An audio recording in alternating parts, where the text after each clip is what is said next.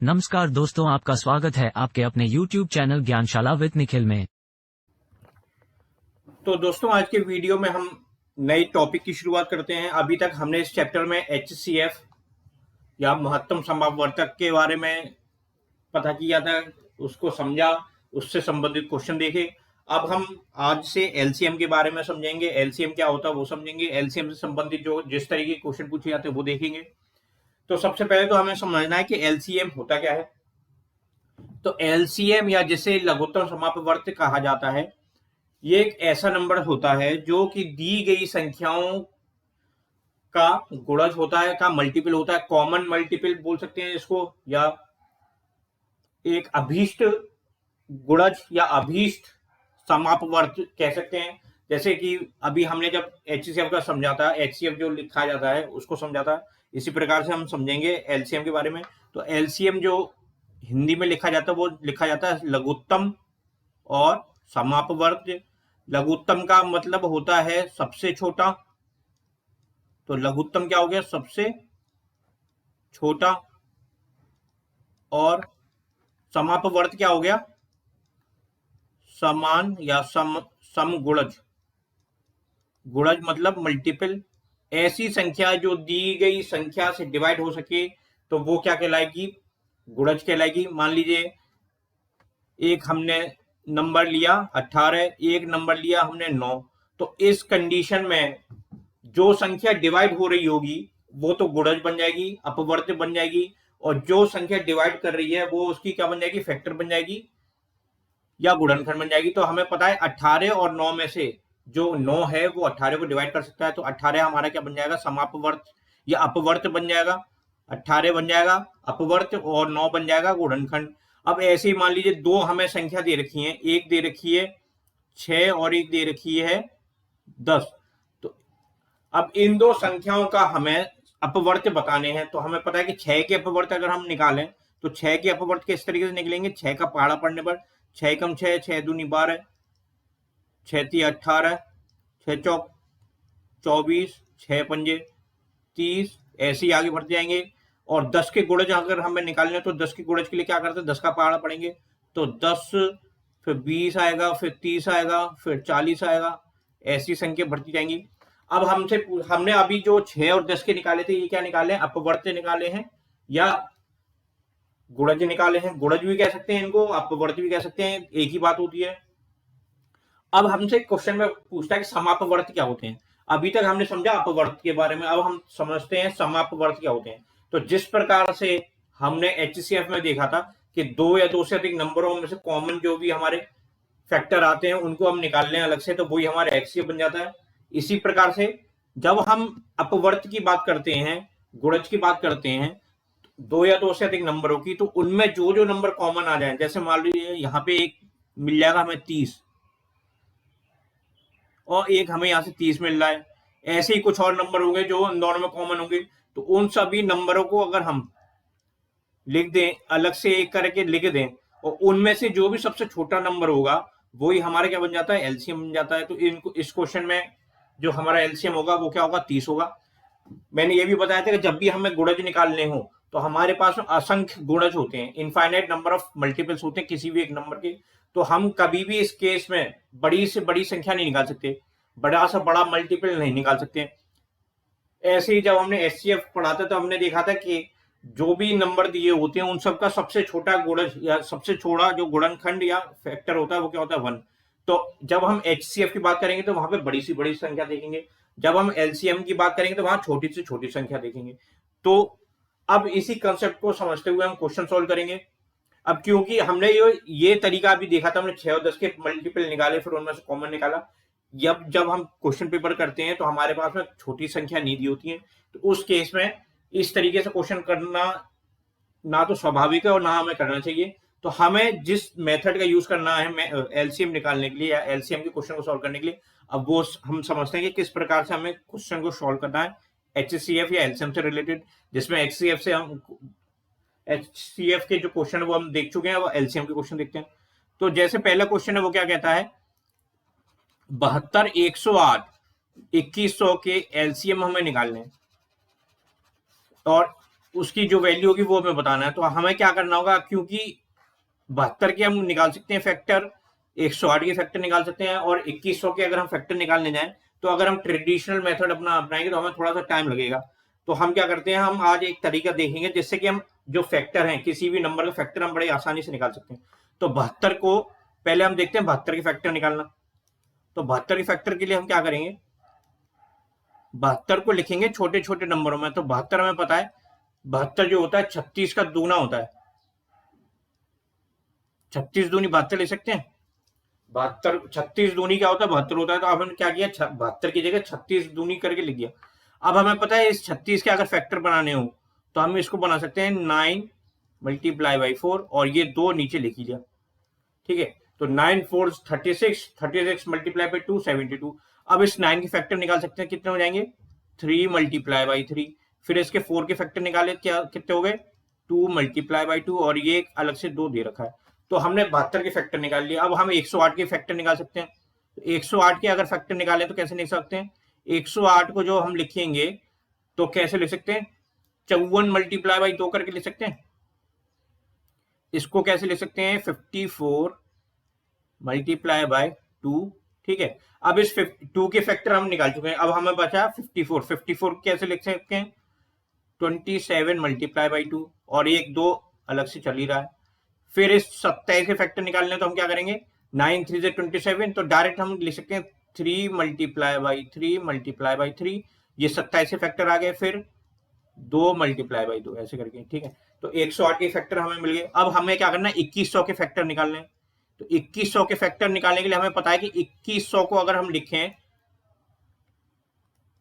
तो हम लिख सकते हैं 21 मल्टीप्लाई बाई 100 से, क्या लिख सकते हैं, 2100 का लिखेंगे हम 21 मल्टीप्लाई बाई 100, ऐसे लिख सकते हैं। अब हमने 21 के फैक्टर निकाले अलग से, तो 3 मल्टीप्लाई बाई 7 हो जाएगा। और 100 के फैक्टर निकालेंगे जब हम, तो 100 क्या होता है, 25 गुणा 4। तो 25 गुणा 4 को हम लिख सकते हैं 5 गुणा 5 गुणा 2 गुणा 2। तो अब मैंने क्या किया, 2100 को तोड़ लिया 21 में और 100 में। 21 के फैक्टर अलग निकाले, 100 के फैक्टर अलग निकाले। तो इस केस में अब देखा हमने 2100 के जब हम फैक्टर निकालेंगे तो 2 लाइन में हमारे पास फैक्टर आ गया। जबकि हम अपना ट्रेडिशनल मेथड यूज करेंगे तो हमें बहुत सारी जो है नंबर वो लिखने पड़ेंगे। तो इस तरीके से हमने इनके फैक्टर निकाल चुके हैं। अब हमें निकालना है एलसीएम। तो जब हम एचसीएफ निकालते हैं तो हम इनमें से हम क्या करते हैं, तीनों में से उन नंबर को अलग लिखते जाते हैं जो कि कॉमन आ रहे हैं सब में। लेकिन एलसीएम जब निकालते हैं तो हम क्या करते हैं, पहले एक नंबर को कंप्लीट करते हैं। तो हमने क्या किया, पहले 72 को कंप्लीट किया। तो 72 के फैक्टर लिखे 3। एलसीएम अगर निकालना है हमें तो एलसीएम लिखा है यहाँ पे एलसीएम। फिर हमने 72 के फैक्टर लिखे पहले, तो 3 multiply by 3 multiply by 2 multiply by 2 multiply by 2, ठीक है। अब हमने क्या किया, 72 के फैक्टर निकाल लिए। अब हम चलते हैं 108 की तरफ। अब उस 108 में से हम सिर्फ उन फैक्टर को इसमें लिखेंगे जो कि हम पहले ना लिख चुके हैं। तो हमें पता है जैसे 3 हम पहले लिख चुके हैं तो 3 नहीं लिखेंगे।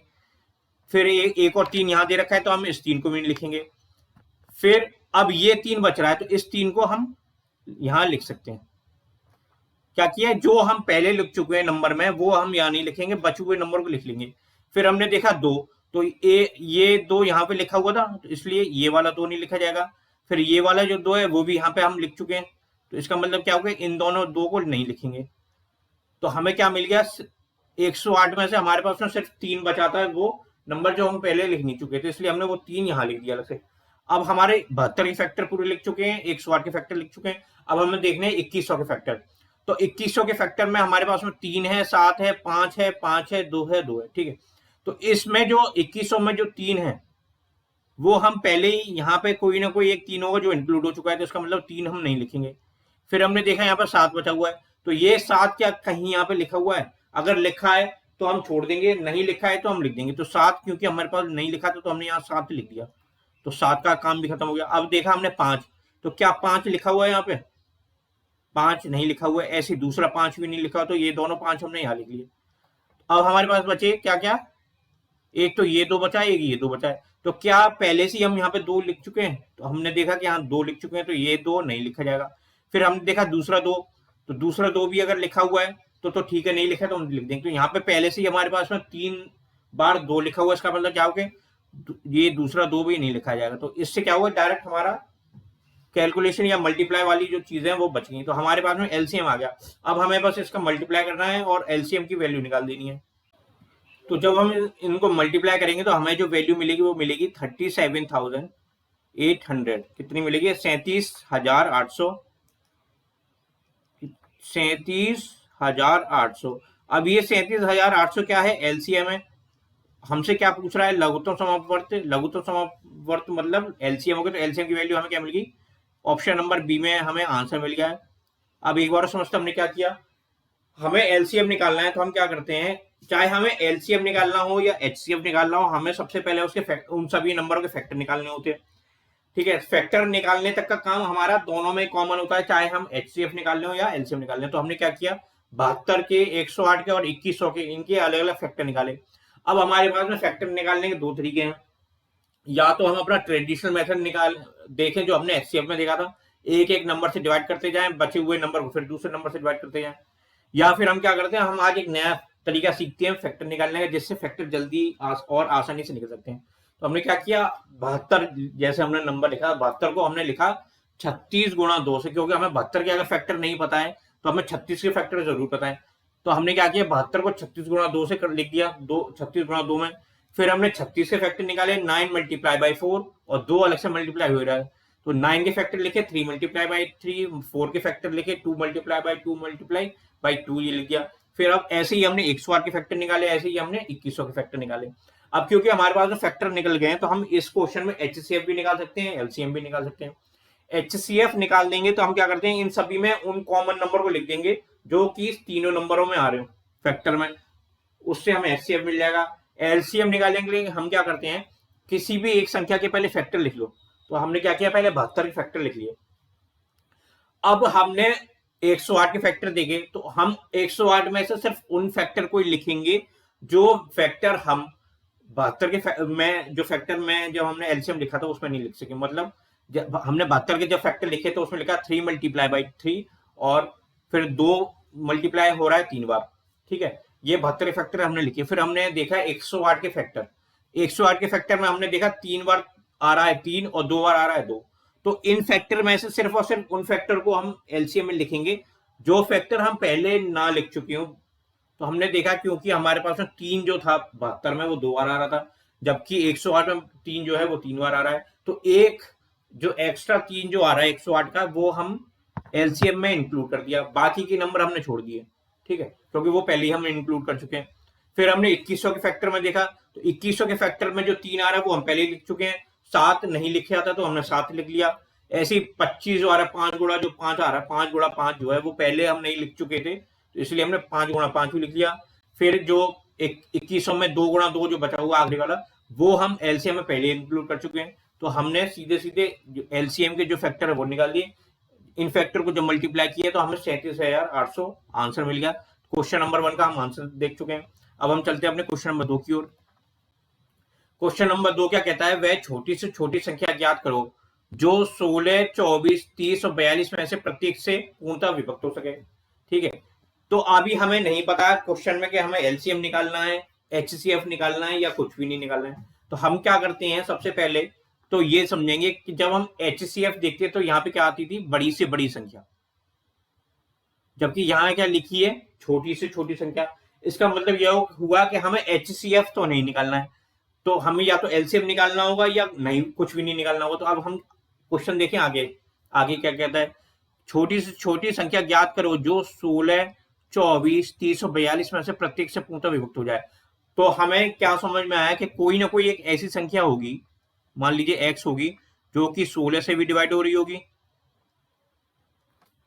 24 से भी डिवाइड हो रही होगी, ठीक है, 30 से भी डिवाइड हो रही होगी, और 42 से भी डिवाइड हो रही होगी। तो कोई संख्या इन सभी संख्याओं से कब विभाजित हो सकती है, कोई संख्या इन सभी संख्याओं से तभी विभाजित हो सकती है पूर्णतः, पहली कंडीशन तो ये कि वो संख्या इन सभी संख्याओं से बड़ी होनी चाहिए। मतलब x जो है वो 16, 24, 30 और 40, 16, 24, 30 और 42 इन सबसे बड़ी होनी चाहिए x, पहली चीज ये। दूसरी चीज ये कि जो x आएगी वो 16 की भी गुणज होनी चाहिए, 24 का भी गुणज होना चाहिए, 30 का भी गुणज होना चाहिए और 42 का भी गुणज होना चाहिए। गुणज होगा तभी पूर्णतः विभाजित होगी, अगर गुणज नहीं होगा तो कोई ना कोई शेष हमें मिलेगा, जिससे कि हम ये कह सकते हैं कि संख्या पूर्णतः विभाजित नहीं है। तो हमें ये दोनों चीज पता चल गई। पहली क्या, कि छोटी से छोटी संख्या है निकालनी है, इसका मतलब ये हुआ कि एचसीएफ हमें नहीं निकालना। फिर हमें ये पता चला कि जो भी संख्या होगी वो 16, 24, 30 और 42 इन दोनों से विभाजित हो रही है। इसका मतलब क्या है कि जो भी संख्या होगी वो 16, 24, 30 और 42 से बड़ी होगी, और साथ ही साथ इन सबकी क्या होगी, गुणज होगी, मल्टीपल होगी। तो ऐसी कंडीशन में सिर्फ और सिर्फ हमारे पास में एक ऑप्शन बचता है। वो क्या बचता है कि हमें इस क्वेश्चन में एलसीएम ही निकालना होगा। तो हमें सीधे सीधे एलसीएम निकालना है, और जो हमारा एलसीएम आ जाएगा वही इस क्वेश्चन का आंसर हो जाएगा, वही वो संख्या बन जाएगी।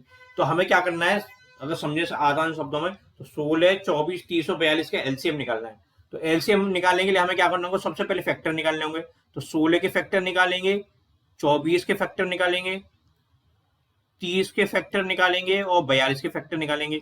अब ये क्या है, चारों संख्या जो है वो छोटी छोटी संख्या दे रखी है। तो इसमें हम अपना जो अभी से तरीका सीखा था फैक्टर निकालने का वो भी अप्लाई कर सकते हैं, या हमारा जो ट्रेडिशनल तरीका होता है फैक्टर निकालने का, एक एक संख्या में छोटी छोटी संख्या डिवाइड करते हैं। जैसे 16 को पहले 2 से डिवाइड करेंगे, फिर जो बचेगा उसको देखेंगे कि 2 से डिवाइड हो रहा है या नहीं हो रहा। अगर हो रहा होगा फिर 2 से डिवाइड करेंगे, ऐसी ऐसी कर करके देखें। या हम सीधे सीधे जल्दी अगर हमें क्वेश्चन सॉल्व करना है तो अपना जो आज तरीका हमने सीखा था फैक्टर निकालने का, उससे उस तरीके से हम फैक्टर निकाल लेते हैं। हमें क्या करेंगे, 16 को अगर देखें सीधे सीधे, 16 हमें पता है 2 की घात 4 जो होता है वो 16 निकल के आता है। तो हम क्या कर सकते हैं, 16 को ऐसे लिख सकते हैं, 2 गुणा 2 गुणा 2 गुणा 2। तो 16 के हमने फैक्टर निकाल लिए। फिर हमने देखा 24 के फैक्टर अगर हम निकालें तो हमें पता है 24 जो होता है 12 गुणा 2 होता है।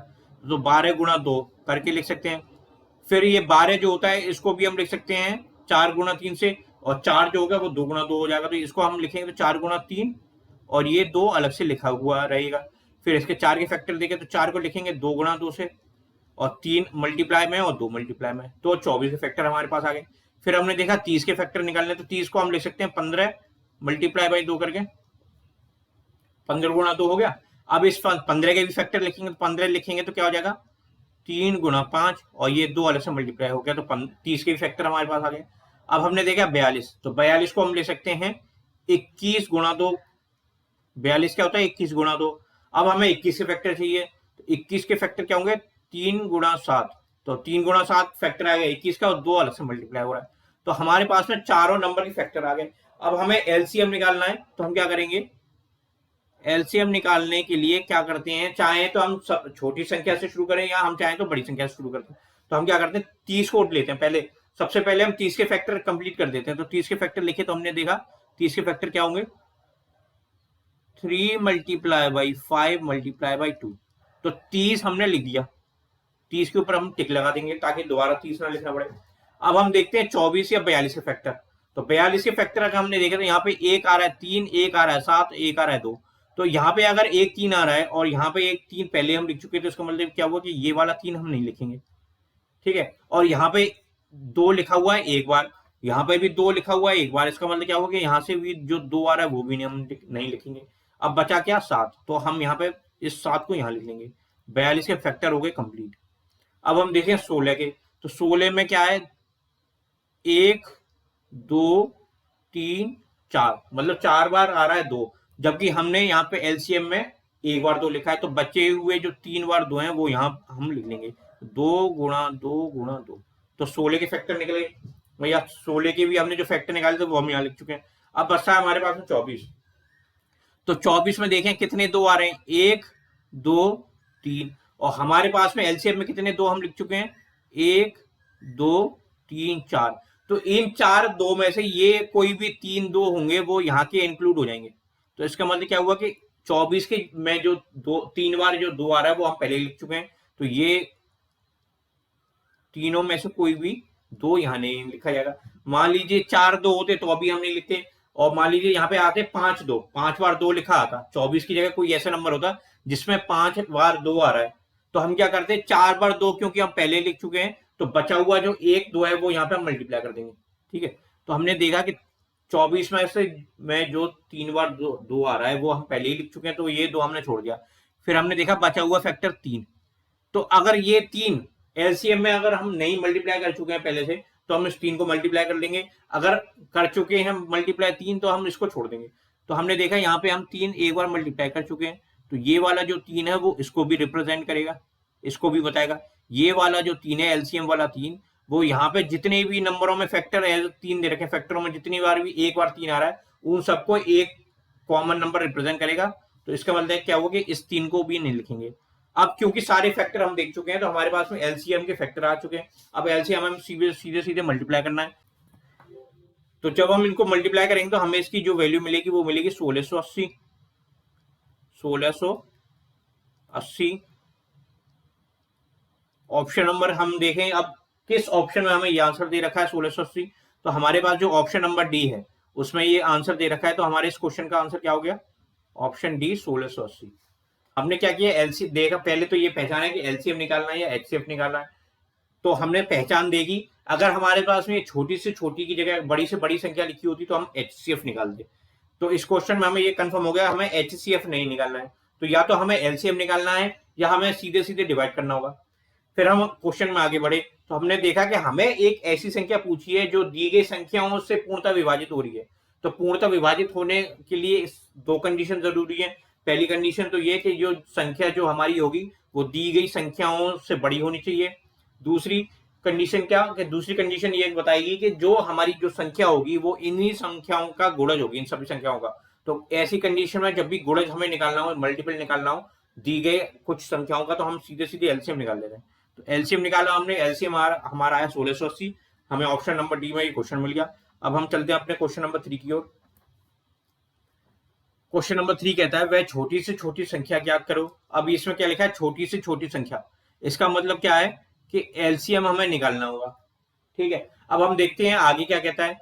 वह छोटी से छोटी संख्या ज्ञात करो जो 15, 18, 27, 35 से भाग देने पर प्रत्येक दिशा में 9 शेष छोड़े।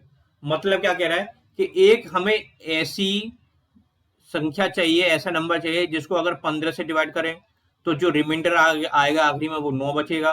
फिर वही संख्या x को अगर हम 18 से डिवाइड करें तो डिवाइड करने के बाद में जो रिमाइंडर बचना चाहिए 0 की जगह 9 बचना चाहिए। ऐसे ही 27 के संग में होगा, रिमाइंडर कितना आएगा, 9 आएगा। ऐसे ही 35 के संग में जब हम डिवाइड करेंगे x को 35 से डिवाइड करेंगे तो रिमाइंडर क्या बचेगा, 9 बचेगा।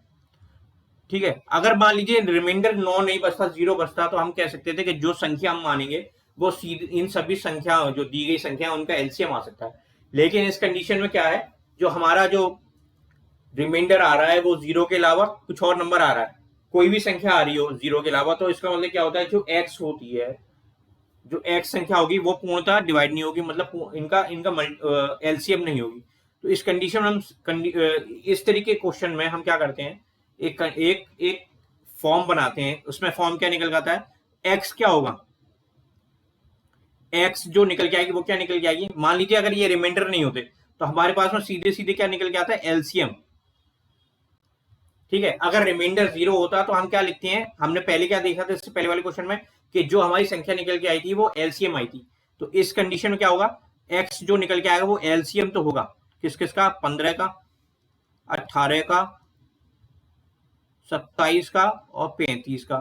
ठीक है, अब अगर हमारे पास में यहाँ रिमाइंडर नहीं होता तो हमारे ये आंसर यहाँ पे सॉल्व हो जाता। x की वैल्यू क्या निकालते हैं, इनके एलसीएम निकाल लेते, पर हमें यहाँ पे शेष दिया हुआ है, सब कंडीशन में शेषफल दिया हुआ है 9। तो अब हम क्या करते हैं कि जो भी संख्या x होगी वो जो गुणा जाएगा या एलसीएम आएगा उनसे 9 ज्यादा होगी। ठीक है, 9 ज्यादा होगी तभी तो शेष 9 निकल के आएगा। मान लीजिए कि एक संख्या है हमारे पास में 8, एक संख्या है 8। ठीक है, अब इसको मैंने 16 से इसको भाग दिया, 16 में इसका भाग दिया, तो हमारे पास में ये कितना आएगा, शेष आता है 0। इसका मतलब क्या कहता है कि ये जो 16 है ये 8 से पूर्णतः विभाजित है, या 16 जो है वो 8 का गुणज है। अब मान लीजिए इस 16 में मैं 3 जोड़ दूं तो 19 बना लूं। ठीक है, 19 बना लूं तो आप फिर से 8 से डिवाइड करूं मैं, तो यहाँ पे कितनी बार जाएगा तो 2 बार 16 में हो जाएगा, लेकिन यहाँ शेष क्या बचेगा, 3। ठीक है, क्या बच रहा है, शेष 3। तो 19 को मैं किस तरीके से ले सकता हूं, 19 को अगर मैं लिखूं तो क्या लिख सकता हूं, मल्टीपल ऑफ 8 और रिमाइंडर मैंने यहां में जोड़ दिया 3, तो मल्टीपल ऑफ 8। तो जब भी हम एक संख्या की बात करेंगे तो वहां पे मल्टीपल आएगा, एक से अधिक संख्या की बात करते हैं तो वहां पे एलसीएम आ जाता है, लीस्ट कॉमन मल्टीपल आ जाता है। एक संख्या निकालेंगे तो मल्टीपल आ जाएगा, एक से अधिक संख्या का निकालेंगे तो एलसीएम आ जाएगा। तो बस वही चीज मैंने देखी, तो मुझे पता चला कि क्योंकि यहाँ पे जो रिमाइंडर आ रहा है वो 9 आ रहा है, तो यहाँ पे मैं रिमाइंडर और जोड़ दूंगा अपना अलग से।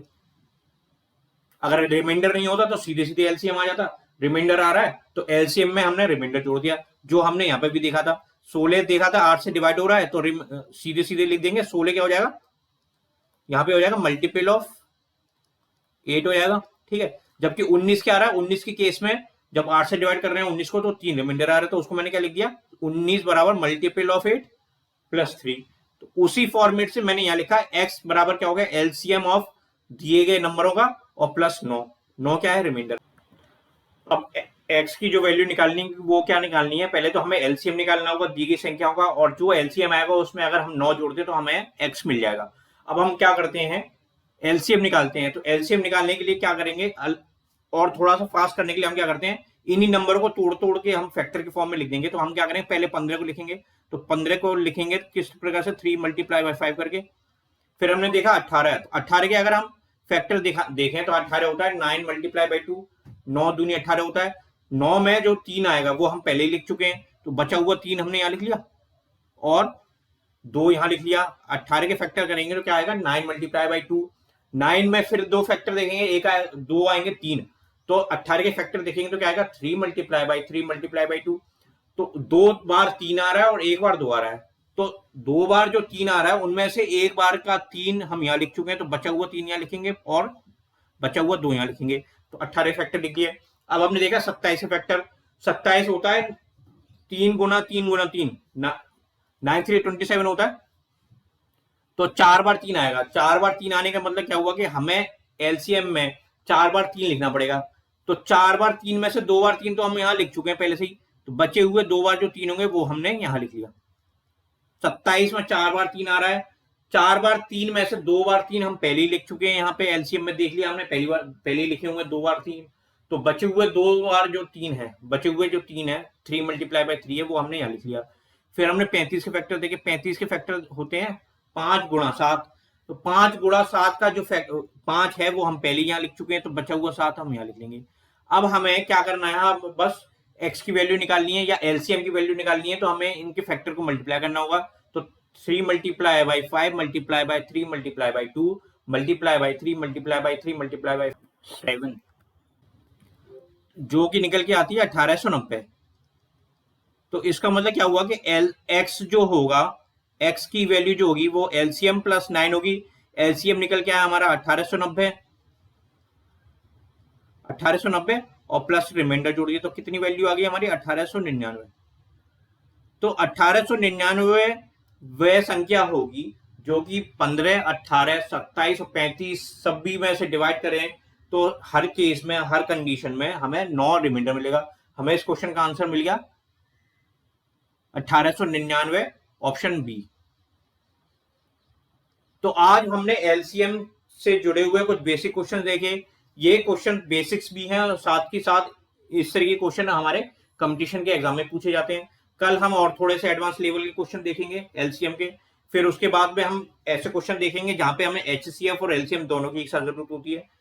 तो मैं आशा करता हूं आपको आज का ये वीडियो या आज के जो टॉपिक हैं ये समझ में आए होंगे, थोड़ा सा आपको और एक्स्ट्रा इंफॉर्मेशन मिली होगी एलसीएम से रिलेटेड, अगर और या फिर आपका रिवीजन भी हुआ होगा इस टॉपिक से रिलेटेड, तो प्लीज इस वीडियो को लाइक कीजिएगा, शेयर कीजिएगा। चैनल अगर अभी तक आपने सब्सक्राइब नहीं किया तो प्लीज चैनल को सब्सक्राइब कीजिएगा, जिसका नाम है Gyanshala with Nikhil. Thank you, have a nice day.